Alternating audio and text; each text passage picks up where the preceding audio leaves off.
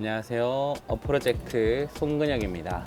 제가 얼마 전에 3년 안에 폐업할 확률 90%라는 이야기를 인터넷에서 봤습니다. 제가 이 영상을 보고 나서 저의 업력을 보니까 4년 차더라고요. 31살에 시작을 해서 지금 35살이 됐으니까요. 이제 만 3년이 지나고 4년 차에 접어들었습니다. 그리고 남들 다 폐업할 때 어떻게 저는 폐업을 하지 않고 지금까지도 꾸준하게 사업을 이어갈 수 있었는지에 대해서 이야기를 좀 해보려고 해요. 오늘 좀 힘들어서 제 커피 한 잔 내리면서 이야기를 좀 해봅시다. 저는 사업하면서 가장 중요하게 여겼던 부분이 무엇이 있었냐면 내가 지치지 않는 거였어요. 어찌 보면 처음 창업한 사람들한테는 이게 좋은 마인드는 아니에요. 왜냐면 지치지 않게 하기 위해서는 제가 꾸준히 어느 정도 쉬어야 된다는 뜻이거든요. 근데 처음 창업에 들어갔을 때는 어느 정도 무리해야 합니다. 왜냐면 매장에 어느 정도 안정적인 매출이 생기기 전까지는 계속해서 열심히 일을 해야 되는데, 처음 시작할 때 저는 뭐 열심히 일은 했어요.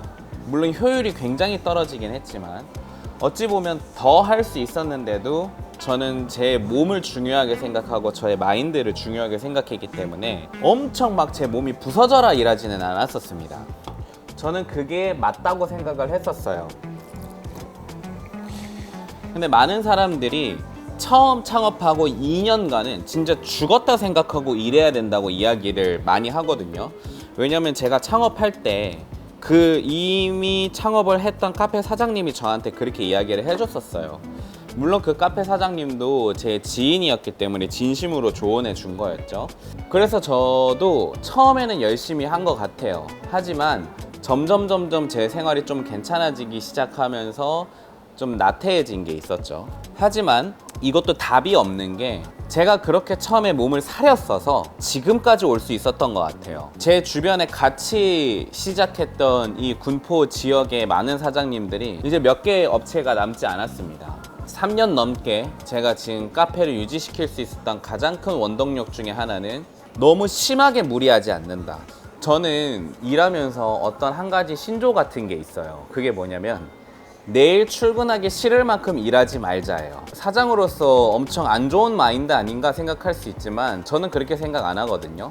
왜냐면 아르바이트나 다른 사람들은 일을 하기 싫을 만큼 계속 시켜도 어차피 내가 무조건 나가야 되기 때문에, 또는 그 계약한 게 있기 때문에 내가 피곤하든 하기 싫든 뭐 해도 무조건 나가야 돼요. 안 나가면 잘리니까. 근데 사장은 내가 내일 안 나간다고 잘리진 않거든요. 내일 하루 뭐 개인적인 사정이 있어서 문 닫습니다 라고 말할 수 있어요. 그러면 뭐 고객들이 이해 못할 건 아니잖아요. 근데 그런 게 하루, 이틀, 3일 쌓이거나, 또는 내가 너무 힘든데 계속 힘들어서 내일 출근하기 싫을 만큼 계속 일을 하면 분명히 매장 분위기에 변화가 와요. 진짜 내가 심적으로나 육적으로나 내가 힘들면 저기서 고객님이 들어오잖아요. 욕 나와요. 어떻게 욕 나온 줄 아세요? 아씨 또 왔네, 이렇게 해요. 나도 모르게. 웃기죠? 고객이 들어오면 기뻐야 되잖아요. 그리고 환영하고 막 엄청 기쁘게 맞아줘야 되잖아요. 그런데 그게 아니라 주문이 막 밀리기 시작하거나 막 러시 타임이 와서 손님이 오면 오히려 화가 난다니까요. 이게 참, 사장이 나의 마인드 컨트롤, 나의 육체적인 그 신체 리듬을 계속해서 정상적인 페이스로 가져갈 수 있느냐 아니냐가 정말 중요합니다. 하루, 이틀, 일주일 정도는 괜찮아요.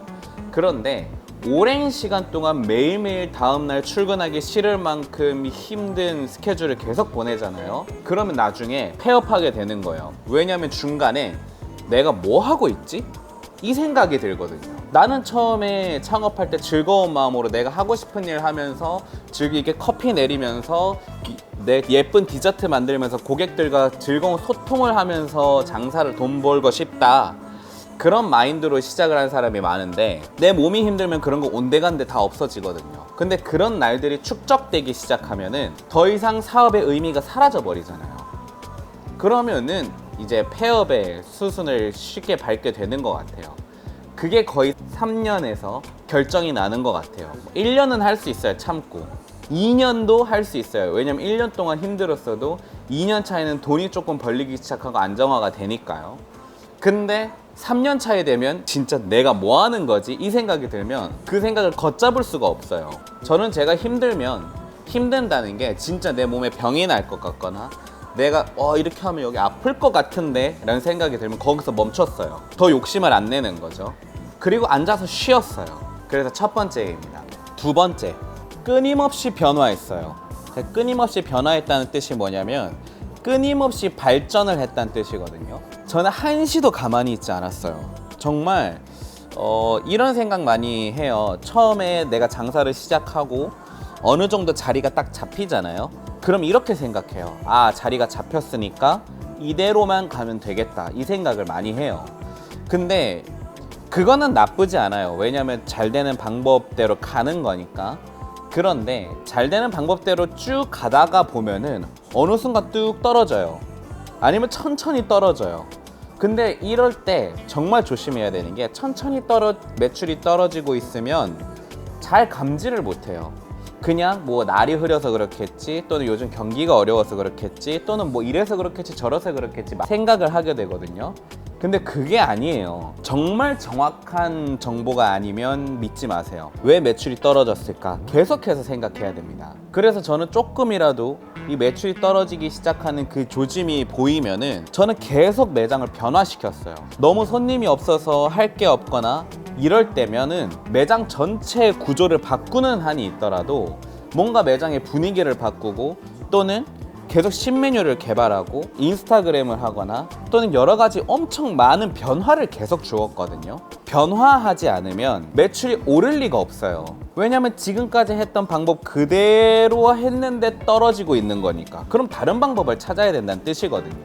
그래서 뭐 디자인을 바꾸든, 마케팅 방법을 바꾸든, 매장의 인테리어를 바꾸든, 메뉴를 바꾸든 계속해서 바꾸는 그 노력을 가지고 갔습니다. 근데 그거는 지금도 마찬가지예요. 지금 제가 4년째 운영을 하고 있는데 저희 매장에서 판매했다 사라졌던 메뉴가 엄청 많거든요.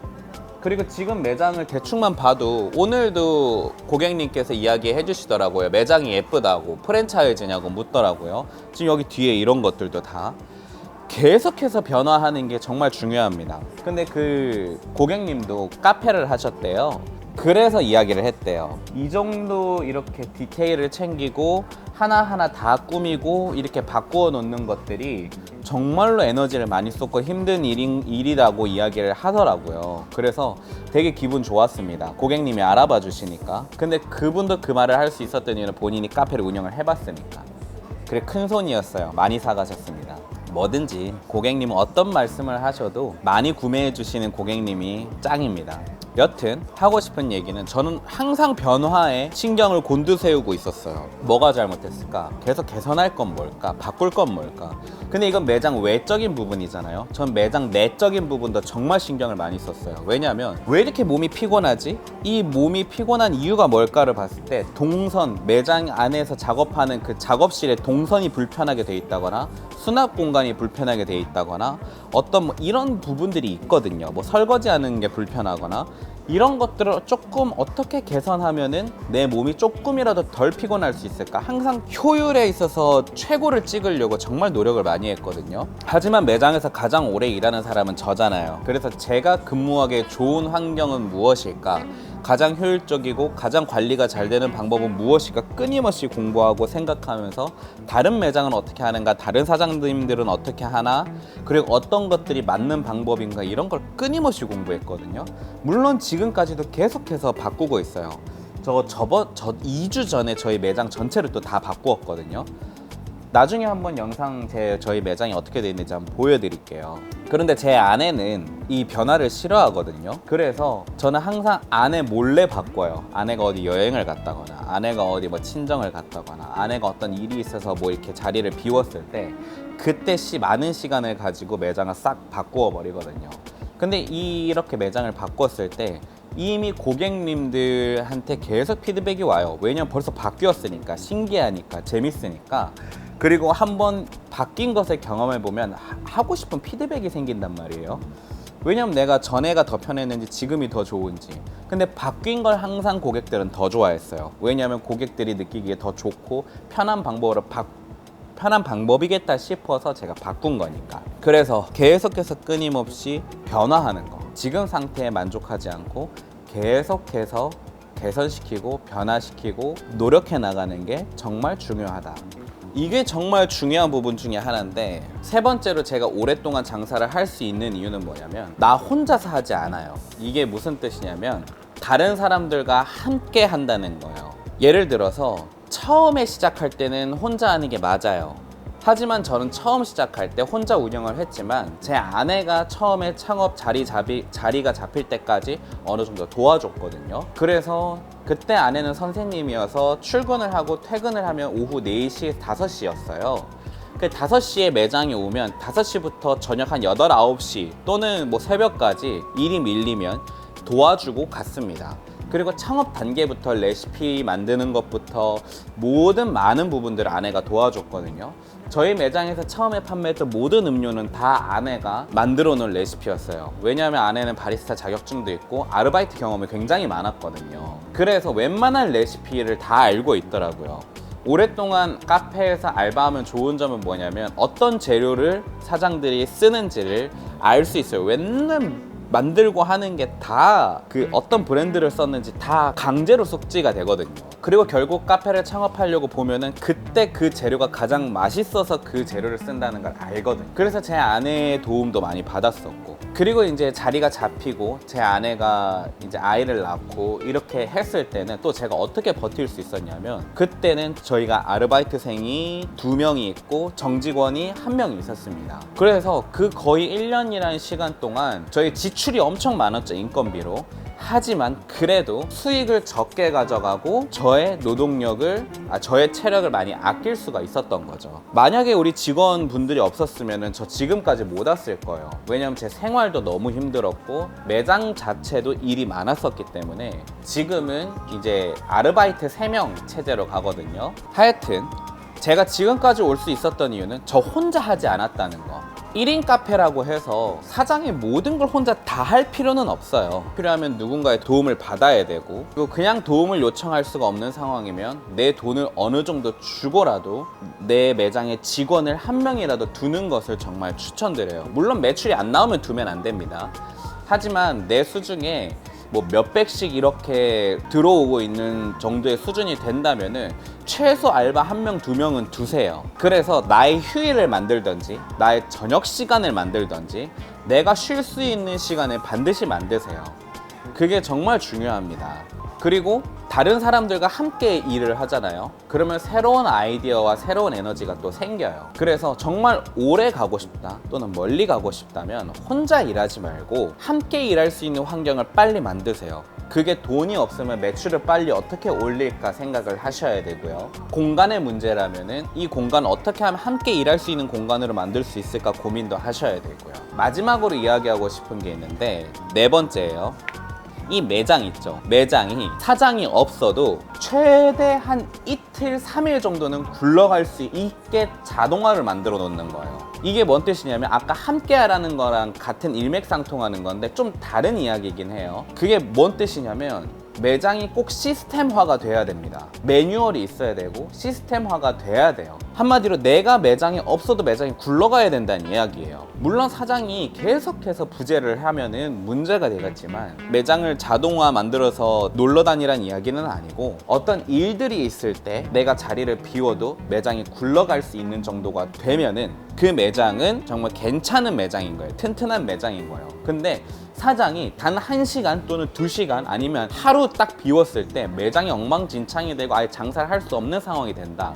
아니면 오늘 내가 비웠을 때 오늘은 장사가 돼도 내일은 아예 장사를 못하는 상황이 된다 하면은 그 매장은 오래 갈 수 없는 매장이에요. 왜냐하면 사장의 노력과 피땀을 계속 갈아 넣어야 되기 때문에. 사장은 1명이죠. 근데 그 사장 1명이 계속해서 일만 한다면은 얼마나 그게 힘들겠어요. 그래서 저는 이 시스템을 갖추려고 엄청 노력했어요. 그래서 저희는 알바생이 어느 정도의 베이킹은 웬만하면 할 줄 압니다. 근데 처음부터 무조건 막 다 강제해서 가르치는 건 아니고 오랜 시간 동안 조금씩 알려줘요. 내가 없어도 어느 정도만 작업을 해놓고 가면 나머지 그 절반의 작업은 실제 필드에서 뛰시는 분들이 처리할 수 있도록 이런 부분들을 꼭 챙기셔야 돼요. 그래서 저는 일요일에 출근하지 않아요. 그런데 일요일에 문이 열거든요.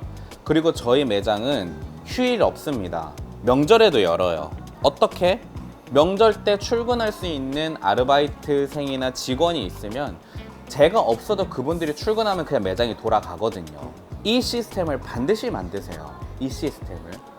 물론 인건비가 안 나온다면 내가 뼈를 갈아서 그 매출을 만들어내야 되겠지만 4년 이상, 5년 이상 더 오랫동안 장사를 하기 위해서의 필수 요소라고 생각합니다. 처음부터 끝까지 모든 것들을 혼자 하려고 생각하지 말고 반드시 누군가와 함께 하되 내가 없어도 매장이 운영이 될 수 있을 정도로 시스템을 만들어 놓아라. 이 이야기를 하고 싶었어요. 다들 꿈꾸는 것들이 있죠. 작은 매장으로 시작을 했다가 점점점 잘 돼서 2호점 내고 3호점 내고 4호점 내고 5호점 내고 그러다 보면 점점 늘어나서 이제 직영점이 아닌 프랜차이즈에서 뭐 회장이 된다거나 뭐 이런 것들을 많이 꿈꾸잖아요. 그래서 자영업하는 사람들의 맨 마지막 단계의 꿈이 다들 보면은 프랜차이즈화가 꿈인 것 같아요. 저도 마찬가지였고요. 하지만 사장이 오랫동안 뛸 준비가 되어 있지 않으면 거기까지 갈 수가 없는 것 같아요. 4년째 하고 있다고 했잖아요. 그런데도 이 14평 매장 하나